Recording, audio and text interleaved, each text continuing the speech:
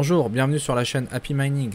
Aujourd'hui, nous allons parler de l'après Ethereum, l'après merge qui devrait arriver d'ici fin septembre, peut-être en octobre. Donc on va voir comment préparer sereinement le passage à l'après Ethereum.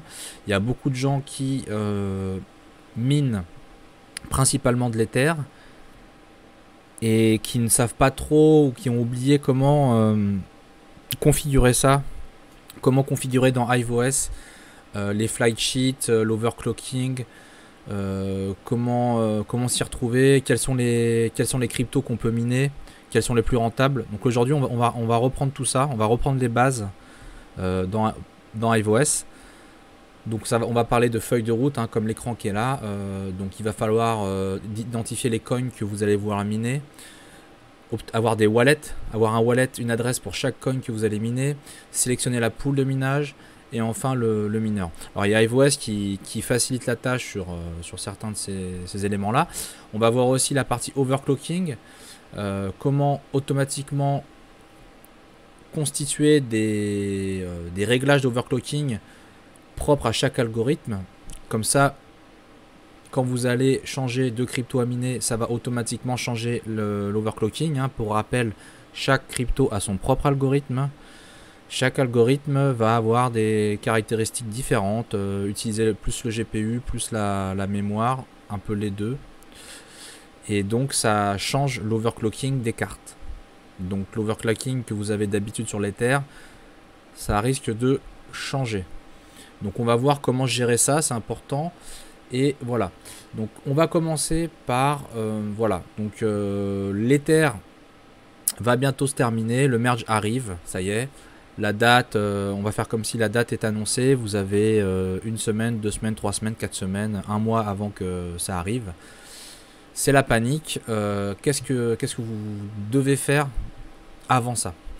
Alors déjà, toute chose que vous pouvez faire avant, c'est pas obligatoire, vous pouvez mettre à jour votre HiveOS pour préparer, pour être clean, pour miner d'autres cryptos, pour avoir les dernières versions des mineurs. Donc là, vous pouvez mettre à jour HiveOS, dans le menu du worker, vous avez un petit bouton jaune qui apparaît en jaune quand il y a une mise à jour disponible. Voilà, donc dans la section Upgrade or Downgrade. Et vous cochez Force Upgrade et Reboot After Complete. Voilà, et vous cliquez sur Upgrade. Là, votre rig, voilà, il va se mettre à jour, il va rebooter. Comme ça, au moins, vous serez clean au niveau de la mise à jour. Si vous ne l'avez pas fait depuis 3 mois, 6 mois, 1 an, ça vaut le coup de le faire. Bon, ça, c'était la petite introduction. Donc, pour regarder les coins qui sont intéressants. Alors maintenant, je pense que vous commencez à connaître les autres coins. Donc, moi, je vous conseille d'aller, par exemple, sur un site comme What2Mine. On ne le présente plus, ce site. Vous avez différents écrans. Vous avez l'écran des GPU qui liste les rentabilités sur chaque modèle de GPU. Donc moi je vous prends par exemple la 3070 LHR, vu que c'est notre carte préférée, la 3070 actuellement. Voilà, donc sur la 3070, What2Mine, alors il va pas mettre toutes les cryptos Proof of Work qui existent sur la planète Terre, il y en a un certain nombre. Ça vous donne déjà quand même une liste de cryptos un peu mainstream qui sont assez répandues. Voilà. Donc sans surprise, on retrouve l'Ether en numéro 1, mais bon voilà, donc l'Ether ça va être fini, ça va être fini. On peut voir d'autres cryptos dans cette liste là. Donc dans les plus connus, on retrouve, donc là je le fais dans l'ordre du tableau des rentabilités actuelles. Donc on a le Conflux CFX et en dessous c'est affiché l'algorithme. Donc rappelez-vous-en qu'il y a la crypto, c'est une chose, le nom de la crypto, et son algorithme, c'est autre chose. Donc le Conflux, par exemple, utilise l'Octopus. La crypto Ravencoin, que vous connaissez peut-être déjà, utilise l'algorithme Copo. L'Ethereum classique, ils ont un algorithme qui s'appelle ETCH, qui est dans les faits identique à l'ETH, comme l'Ethereum. L'Ergo, Autolycos, etc., etc. Alors vous pouvez avoir des cryptos qui utilisent des algorithmes en commun. Le Neoxa utilise le Copo comme le Ravencoin, et le Firo, le Firopo, c'est C'est exactement comme le Copo, c'est le même algorithme.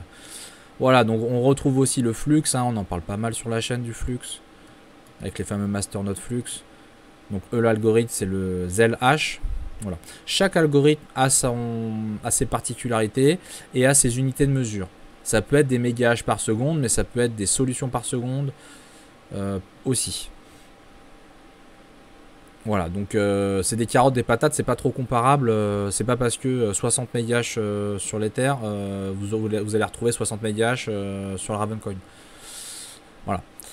Voilà, donc vous pouvez déjà constituer votre petit... Vous constituez votre... Voilà, première chose à faire, vous constituez une liste de... Notez les cryptos qui vous intéressent. Parce que, honnêtement, je pense que ça sert à rien de chercher à miner 10 000 cryptos différentes. Ça va vous faire perdre du temps, il va falloir vous constituer les wallets aussi. Et vous n'aurez pas forcément un wallet pour gérer plein de cryptos différentes. Et vous n'allez pas vouloir avoir envie de switcher tous les jours non plus. Parce que là, j'imagine qu'il y a quand même beaucoup de personnes qui ont principalement miné de l'Ether, ça a tourné dans un coin. Voilà. Donc ça, vous constituez votre liste de cryptos. Donc par exemple, les cryptos intéressantes, je pense, et que nous, on mine actuellement, on a l'Ethereum classique, qui reste intéressant actuellement jusqu'au merge. Après, on verra, parce qu'il y a beaucoup d'ASIC qui vont switcher sur l'ETC et qui vont faire grimper la difficulté de minage. Et si les ASIC sont 2 à 3 fois plus efficient qu'une carte graphique, donc je pense sur l'ETC c'est intéressant maintenant encore avec des GPU. Après ça risque d'être compliqué et d'être réservé à des ASIC. À part cela, on a ce qui est très intéressant, on a l'Ergo, le Conflux, vous avez le Ravencoin, le Flux, et ensuite vous pouvez avoir des cryptos comme le Firo, comme le Cero. Vous avez aussi des possibilités, si vous avez des ASIC, de tourner sur des ASIC ETH. Vous avez d'autres cryptos sur l'ETH, comme le Quark Chain, qui me paraît assez intéressant, qui est déjà plutôt rentable. Et il y a un volume de marché assez intéressant. Hein. Le Quark Chain, il est dans le top 200 quand même. Hein. C'est pas une crypto dans les 1000, 2000 hein, pour en position. Voilà, donc vous avez la Lithium, hein, on ne sait jamais, peut-être ça redeviendra un peu plus rentable. Après, au niveau stratégie, vous avez plusieurs façons de faire. Il y a des gens qui vont vous dire il faut miner les petites cryptos qui ont l'air de ne pas rapporter grand chose parce qu'après le prix va de pumper.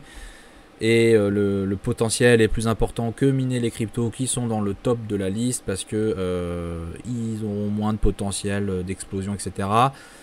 Cette stratégie-là, honnêtement, moi je trouve que ceux qui en parlent, c'est des gens qui ont déjà beaucoup de puissance de minage et qui peut-être diversifient leur rig. Ils vous disent pas ils vous disent oui c'est bien de miner des petites cryptos comme ça, mais ce qu'ils vous disent pas c'est qu'ils ont une partie qui mine des petites cryptos, ils n'ont pas tout.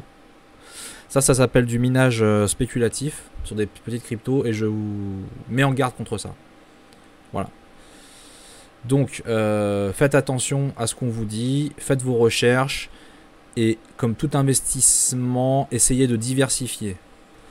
Prenez pas trop de risques parce que vous pouvez avoir une petite crypto qui a un faible volume d'échange comme par exemple le ETP Metaverse. Elle peut se faire hacker.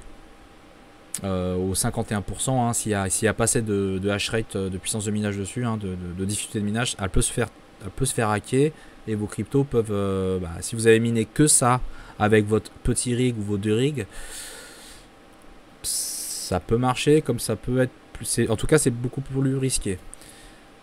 Donc la meilleure approche en général c'est d'essayer de diversifier. Et au final, peut-être que le coefficient multiplicateur sera moins important sur l'Ether, sur le Conflux, etc., sur l'ETC, sur l'Ergo. Mais au moins, ça restera quand même rentable. Ça restera quand même intéressant. En 2021, quelqu'un qui a miné que de l'Ether et qui n'est pas allé chercher les petites cryptos, alors peut-être qu'il aurait gagné plus à miner certaines autres cryptos. Mais en minant de l'Ether, voilà, il a eu des rendements à 80, 90%, 100%. Donc c'est quand même déjà exceptionnel. Voilà, donc c'est pour ça qu'il faut vraiment faire attention à ce que vous entendez sur YouTube. Il n'y a pas une vérité.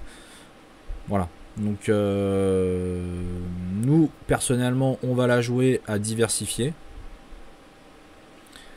sur 2-3 cryptos principales. Après l'Ethereum, hein, pour l'instant on est sur l'Ether, on est sur de l'ETC, on est sur de l'Ergo par exemple ou du Flux.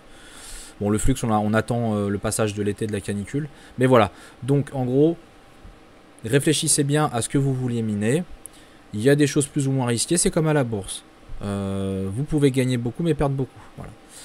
Donc une fois que vous avez identifié votre panel de crypto, on va dire par exemple 3-4 cryptos, ce qu'il va vous falloir c'est des wallets pour recevoir les récompenses. Alors je vais vous prendre un exemple comment trouver des wallets. Parce que Binance ou Coinbase ne gère pas toutes les petites cryptos. Exemple, on va prendre l'Ergo. Donc là vous allez sur le site CoinMarketCap, je vous laisserai les liens de tous ces sites là. Vous allez chercher donc l'Ergo. Voilà. Déjà, on peut voir qu'en ce moment, en général, hein, il y a pas mal de crypto proof of work qui pumpent bien, alors qu'on est en bear market. En bear market.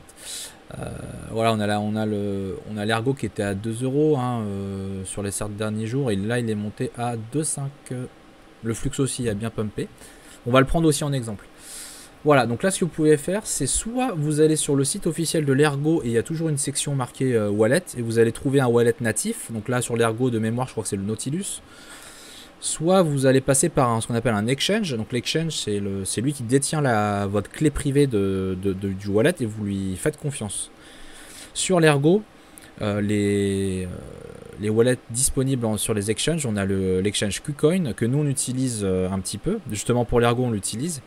Donc KuCoin, c'est plutôt un exchange de confiance. Et Gate.io qui est aussi très connu. Donc voilà. Donc soit vous avez déjà un compte KuCoin ou Gate.io et vous pouvez obtenir une adresse wallet Ergo très facilement. Ou alors vous pouvez, si vous voulez vous-même détenir votre propre clé privée, vous allez télécharger le wallet Nautilus. Je vous fais un deuxième exemple avec le Flux. Voilà le Flux. Donc on peut voir aussi sur 7 jours le pump du Flux. Hein. On était à 0,60 centimes. Hein. Et là on est monté à 0,73.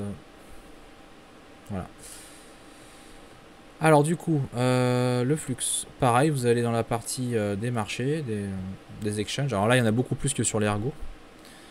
Après vous pouvez faire un classement. Alors c'est classé par défaut par les exchanges qui ont le plus de volume hein, d'échanges. Alors, le petit piège, c'est que sur Binance, on pourrait croire que le Flux est géré nativement. C'est un wallet natif, mais c'est pas un vrai wallet Flux. C'est des tokens Flux sur la Binance Smart Chain. Voilà. Par contre, de mémoire, KuCoin, ils ont un vrai... Donc c'est encore KuCoin, hein, c'est un hasard. En tout cas, KuCoin, il gère encore du Flux de manière native. Vous aurez un wallet natif.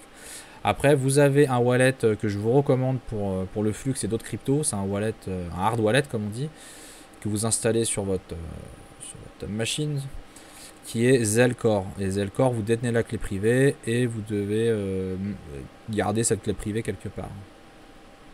Voilà, ça c'est pour la partie wallet. C'est la méthodologie pour obtenir un wallet. Vous allez soit sur le site de la crypto concernée, vous téléchargez le wallet, le hard wallet, le software wallet, ou alors vous allez sur un exchange type KuCoin, Binance, Gate.io, hein, c'est des exchanges où on retrouve beaucoup. Donc vous avez votre wallet, vous avez identifié vos cryptos, ensuite vous allez avoir le choix de la pool de minage. Alors vous avez des listes prédéfinies dans HiveOS. Après vous pouvez aller sur le site miningpoolstat.stream et vous allez pouvoir chercher vos coins. Donc là j'ai pris l'ETC en exemple. Et ça vous permet de voir la liste des pools de minage qui existent. Voilà. Nous, on utilise la pool française Cruxpool qu'on ne présentera pas à nouveau. Mais en tout cas, ce qui est bien dans ce type de pool-là, c'est qu'il propose une liste assez variée de coins. C'est-à-dire que comme on va être amené à ne plus faire que du minage de l'ETH, pardon, c'est peut-être bien si vous êtes fidèle à une pool, vous êtes content d'une pool, qu'elle propose plein de coins comme ça, vous n'allez pas changer de pool entre guillemets. Voilà, donc une pool comme Cruxpool, ce qui est intéressant, c'est qu'ils ont de l'ETC, du Ravencoin, de l'Ergo, du Flux, du Firo. et il y en aura d'autres à venir. Voilà.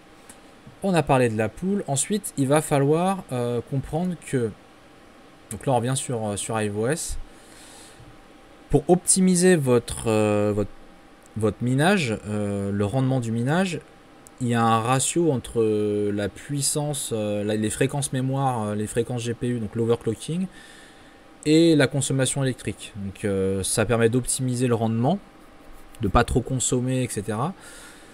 Donc c'est l'overclocking, et donc c'est pareil, il faut chaque crypto, c'est comme on l'a dit, c'est potentiellement un algorithme différent, et donc il faudra gérer des réglages d'overclocking différents selon les cryptos que vous allez miner. Donc ça, je vais vous montrer comment on le fait dans iOS. Pour obtenir les valeurs d'overclocking, moi je vous recommande vivement d'aller sur le site hashrate.no. Je mettrai le lien aussi dans la description de la vidéo. Vous avez un tableau qui liste les principaux modèles de carte graphique. Donc on va reprendre notre 3070 qu'on aime bien. Alors, ils mettent pas toutes les cryptos. C'est vrai que ça manque un petit peu dans la liste.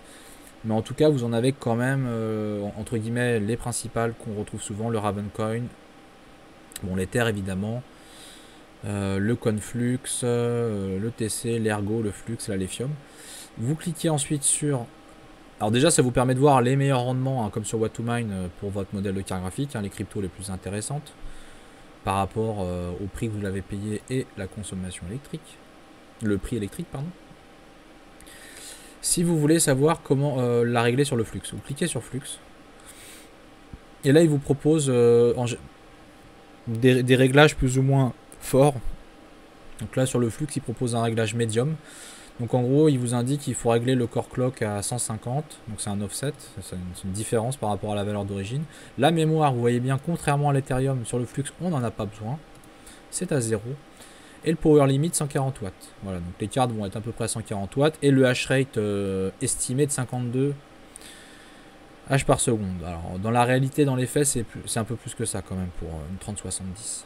C'est plutôt dans les 60. Même. Elle mine très bien sur le flux. Voilà, donc vous pouvez récupérer vos valeurs ici. Sur l'Ergo, vous avez des réglages différents. Des fois, ils précisent, selon le type de la mémoire, Samsung, Hynix, Micron, des réglages différents. Voilà. Donc vous pouvez vous construire votre petite liste d'overclocking. Et ensuite, dans iOS, comment ça se passe? Donc là, j'ai pris l'exemple d'un worker qui mine sur l'ETC. On a des 3070 et des 3060 Ti.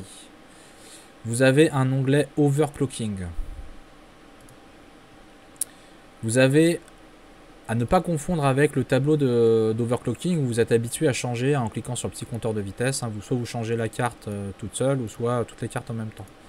En fait, quand vous modifiez des valeurs ici, ça se retrouve en fait dans l'onglet overclocking, dans le default config. Par défaut, c'est là-dedans qu'elles vont se retrouver. Vous pouvez les éditer directement ici.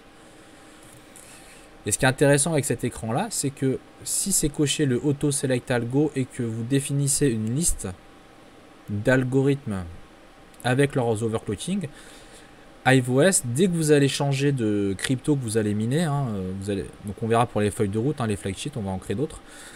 Et bien si vous passez de l'ETC à l'Autolycos par exemple, pour miner de l'Ergo, et bien automatiquement iOS va appliquer l'overclocking défini ici. Voilà, donc il faut se constituer ici, si vous vous êtes intéressé par exemple pour miner de l'Ergo, là on l'a déjà rajouté. Donc là on va faire un exemple avec de l'ETC par exemple. Vous êtes intéressé pour miner de l'ETC.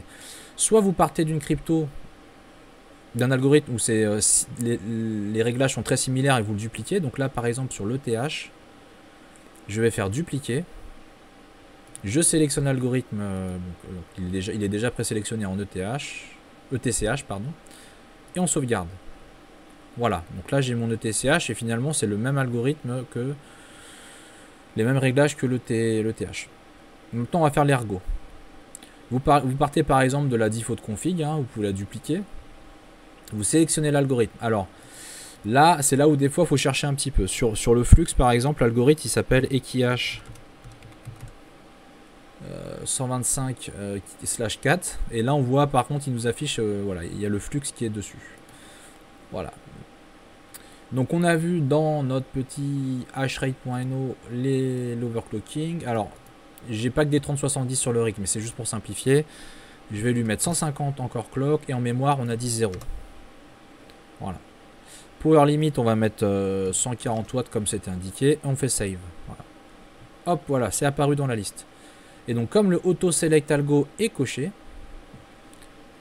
HiveOS va automatiquement sélectionner le réglage overclocking par rapport à l'algorithme, la crypto qui est minée en cours. Donc si vous allez après dans Flight Sheet et vous changez de feuille de route, ça va automatiquement appliquer le réglage d'overclocking. Donc ça c'est hyper important, il faut le faire. Si vous ne faites pas ça, si vous changez de crypto minée, ça ne va pas être efficient.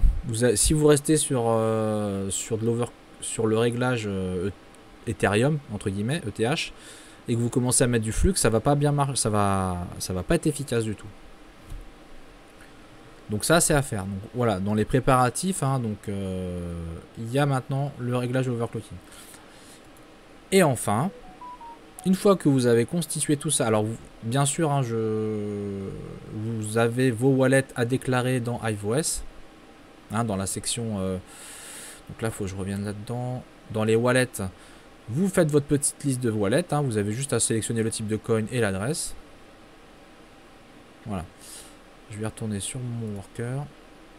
Une fois que vous avez constitué votre liste de wallets, vous avez géré votre liste d'overclocking, vous allez dans feuille de route, les flight sheets, et là vous allez vous créer une flight sheet par coin que vous voulez miner. Donc par exemple, donc là bon, nous on en a déjà une liste assez conséquente. Donc si vous voulez rajouter par exemple du flux, voilà, vous êtes prêt, vous voulez miner du flux, on va en créer un. Vous allez dans flight sheet, add new flight sheet, donc vous sélectionnez votre coin, donc par exemple le flux, le wallet. Donc c'est pour ça qu'il fallait le faire avant. Vous allez sélectionner votre nouveau wallet que vous allez déclarer. Nous on utilise un Zelcore. Zelcore gère aussi pas mal d'autres cryptos, donc ça peut servir aussi pour d'autres cryptos. La pool de minage, bon bah là vous allez choisir votre pool préférée. On va mettre Crux Pool en Europe, basé en France.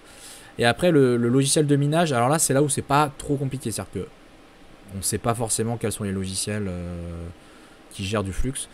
Mais HiveOS, il vous aide et il vous met les mineurs les plus recommandés dessus. Donc il y a MiniZ. Nous on utilise en général MiniZ, mais sinon il y a LolMiner et Gminer qui sont très bien. Voilà, donc si je change, hein, c'est juste pour vous montrer un autre exemple. Si vous voulez faire du, par exemple, de l'ergo, vous allez sélectionner. Alors on va faire un reset, voilà. Ergo, le wallet. Donc nous on utilise un wallet sur l'exchange KuCoin. La pool, pareil, ça vous affiche les pools qui gèrent, en théorie, qui gèrent l'ergo. Donc on va remettre Crux Pool, le serveur en Europe. Et là, dans les mineurs, voilà, il nous met une autre liste. Et donc en général, on vous recommande, si vous avez que des cartes Nvidia et que T-Rex Miner gère la crypto minée, c'est souvent la référence à utiliser T-Rex Miner. T-Rex Miner gère beaucoup d'algorithmes différents, hein, de cryptos différentes. Donc c'est souvent celui qu'il faut utiliser. Voilà, donc vous constituez vos petites flight sheets. Et puis après, bah, au quotidien, donc on va retourner sur le worker. Vous minez la crypto qui vous intéresse au quotidien. De temps en temps, alors c'est là où de temps en temps vous allez voir, vous irez voir un peu sur Why2Mine ou MinerStat les rentabilités par rapport à vos cartes graphiques ou à votre rig. Vous pouvez aussi aller dans l'écran GPU et sélectionner vos cartes graphiques. Donc admettons que vous avez un rig avec 4 1660 Super, 2 2060 et 2 3070. Alors faut les cocher, pardon, que ça passe en vert. Voilà, hop, hop.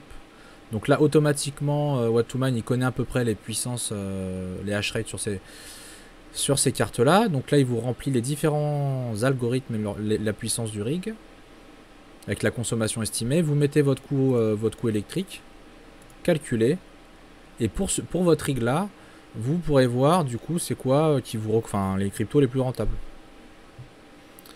Voilà. Donc ça, vous pourrez le faire de temps en temps et changer de stratégie, changer de coin miné. Après, comme je l'ai dit à un moment, il y a la stratégie de miner des coins, pas forcément les coins qui sont en haut. Si vous voulez prendre un risque un peu plus moyen et avoir un potentiel plus intéressant de multiplicateur, vous pouvez aller sur des coins en milieu de liste et miner. Actuellement, par exemple, ça peut peut-être valoir le coup de miner du Cero. Bon, l'Ergo, ça c'est clair et net, c'est un super projet, donc ça peut valoir le coup. Et après, si vous êtes un peu plus spéculatif, bah, vous pouvez aller sur des cryptos un peu plus bas de tableau, entre guillemets. Voilà un peu les stratégies. Vous pouvez diversifier aussi. Nous, ce qu'on regarde beaucoup, c'est le market cap volume, hein, les échanges sur le marché, hein, parce qu'il y a des cryptos. Hein, il faut faire attention, c'est que de temps en temps, il y a des cryptos, des petites cryptos, hein, qui vont pumper et se retrouver très rentables pendant une demi-journée ou 24 heures. Évitez de vous jeter dessus. En général, ça ne dure pas très longtemps, c'est quelques heures. Et regardez le volume échangé, parce que si vous n'êtes pas capable d'échanger vos cryptos minés pour des cryptos un peu plus répandus, bah, vous allez être coincé quoi, avec. Donc là on voit il y a des cryptos, bah, il y a eu 0,0 BTC échangé quoi, pour le GoByte. Voilà, donc voilà, faut regarder ça aussi. Prendre en considération. Voilà, donc n'hésitez pas à mettre encore des commentaires, n'hésitez pas à vous abonner sur la chaîne Happy Mining. On pourra aussi discuter en commentaire, hein, partager sur vos stratégies pour l'après-merge Ethereum. Comment vous voyez ça? Nous, on va essayer de proposer, comme on en a parlé dans la précédente vidéo, on va essayer de développer une application qui permet de piloter votre iOS avec de l'auto-switching, du profit switching. C'est-à-dire que selon des conditions, des critères que vous allez indiquer dans l'application, ça va changer la feuille de route, la flight sheet de votre rig dans iOS automatiquement pour switcher de crypto à miner.